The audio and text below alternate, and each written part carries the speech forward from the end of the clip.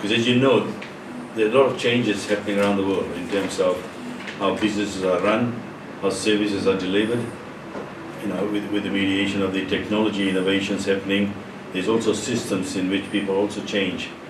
So there's a whole sort of shift from very sort of manual-based industry to a knowledge economy driven by IT again, looking at even agriculture is looking at into genetic modification. How do you increase your productivity? There's a whole range of innovations happening. So we need to really look at what are the sort of training capacity that we need moving forward.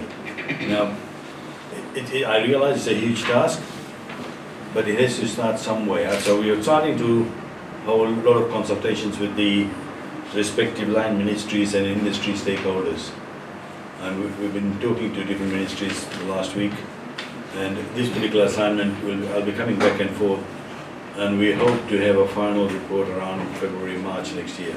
And as I said, it's a long process and it requires a lot of consultation because there's a lack of data captured in certain areas, so we'll have to basically go right to the base level to start identifying what's available.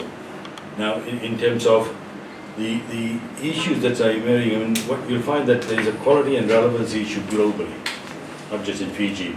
What universities, what we think people need in terms of being able to work, because work is also becoming a balance between your life and work. So how do you get that balance going? That's becoming a major thing globally. So whether you have 4-day work but your productivity is still 5 days, how do you manage that? Where outsourcing is becoming a big thing. Outsourcing not necessarily just services but also education and training. Do you need to spend X hours in a closed environment to train, or you can do it through online and with self-initiative?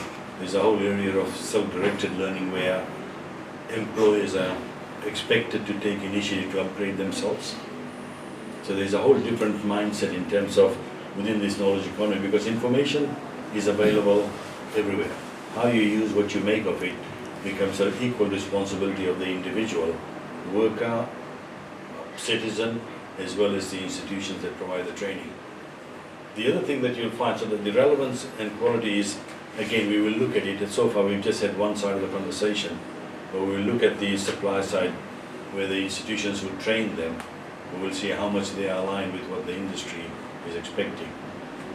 The other thing that you'll find is also the levels. There's an assumption that if you do degree programs, you will get a job. But because of that push, globally there's a vacuum created in the TVET sector.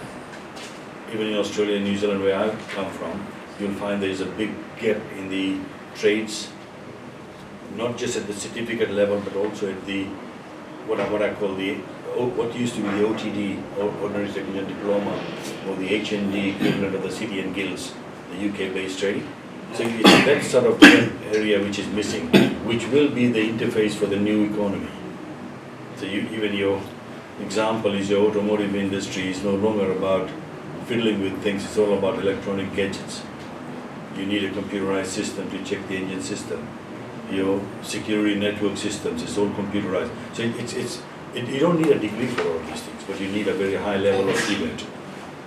Because what happens is if you have graduates, then your salary structure gets distorted.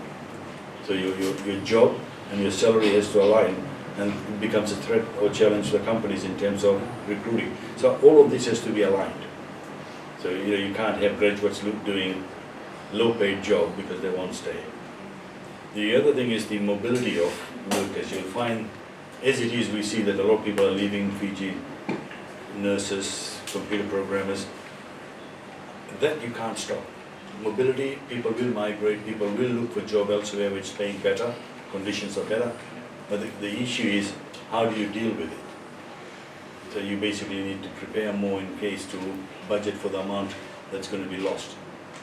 Likewise, if you don't have enough capacity in the country, you should be able to import labor, which I see that's already happening.